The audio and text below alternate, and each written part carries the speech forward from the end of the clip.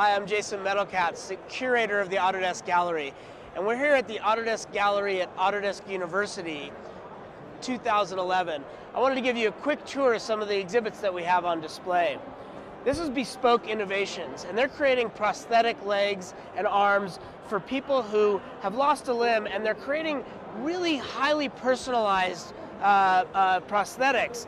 In the past, people had a one-size-fits-all option for prosthetics, and what Bespoke is doing is really taking the person's personality and infusing it into the product. So someone who might like tattoos or might like soccer, they can customize it, and they're using mass customization techniques, 3D printing, and then maybe dipping it in chrome or covering it in leather to create something that's really personal and hits home for that person. So they were able to create something that was an emotional liability and turn it into an emotional asset. Next up, we have the 3D Sculpting Challenge, brought to you by Autodesk and CG Hub. And this is the Turtle Barbarian, created by Jesse Sandifer. Really an amazing detail to this sculpture. And we have on display also 123D Sculpt to let people play around with it a little themselves to get the feel for what it's like to sculpt digitally.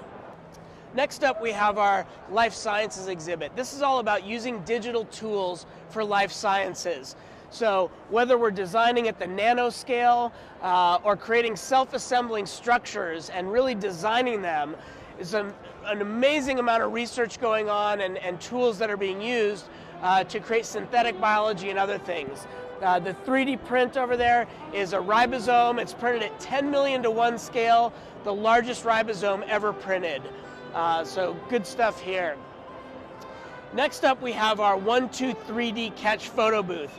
And this is a photo booth that takes photographs and then turns them into a 3D model. So you can see we have people step in here, get photographed by all these cameras, and the result is something really, really interesting. It's a complete 3D model. So just from 2D photographs, we can create 3D models.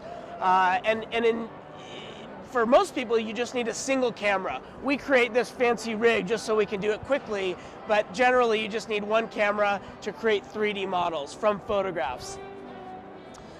Next up is Zaha Hadid Architects, and they're using digital tools to do architectural form finding. So architects have been using analog tools for hundreds of years to find new forms within architecture, and they're now using digital tools to create those shapes, to understand new shapes that are structurally sound, but yet really, really interesting. The next exhibit is the Ferrari World Design Competition. And this was a contest where Ferrari invited in 50 top universities, automotive designers and other top designers from the top universities to create the Ferrari for the next millennium. So this is the winning entry, beautiful model from a school in South Korea. So all these schools used digital design tools like Alias to create complete 3D models, and then the finalists created these really compelling quarter-inch physical models. So a beautiful, beautiful vehicle. Next, we're going to look at virtual movie making. So with virtual movie making, directors are using brand new tools to really change the way that films are made. And so what we have here is an example of the kind of tools that are used by James Cameron to create Avatar, or a new film from Tintin from Steven Spielberg. And so what we have here is the ability to move a virtual camera, and as I move this virtual camera, it's actually changing our scene. It's actually changing the view inside the scene. So using motion capture and a lot of new technology, they're able to create films in ways they've never been able to do before. Next up, we have the Benz Biome. This is an amazing concept car from Mercedes-Benz. It's really meant to be part of the natural environment, clearly a concept that might be ready 50 or 100 years from now. It's grown from seeds, it's made of biofiber, and it runs on biofuels. So not only is it beautiful, but it's actually really, really advanced in the technology side as well. And here we have some tools that some automotive designers use. This is what we call a mixed reality interface, where I can move this physical model and see a digital representation on screen. Maybe I want to see what this vehicle looks like in a white color. So I just simply move the marker here and it changes color very rapidly. So it gives designers tools to rapidly look at options and see what it looks like in a photorealistic, real-time rendered scene. We also have something called augmented reality.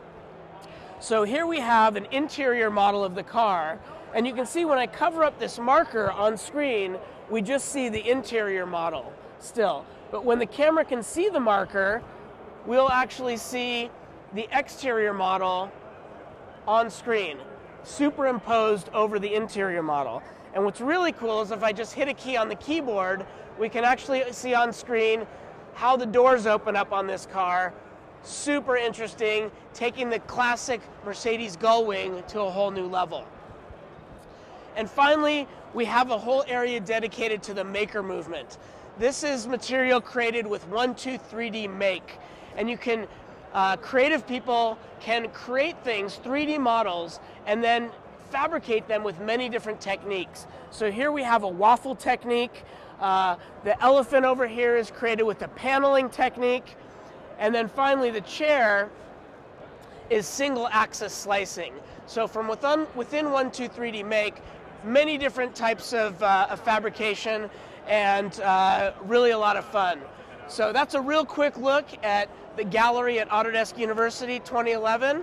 If you want to see any of this and you're not here at Autodesk University, come visit us in San Francisco. We're at One Market, open to the public every Wednesday, 12 to 5 p.m. Thanks.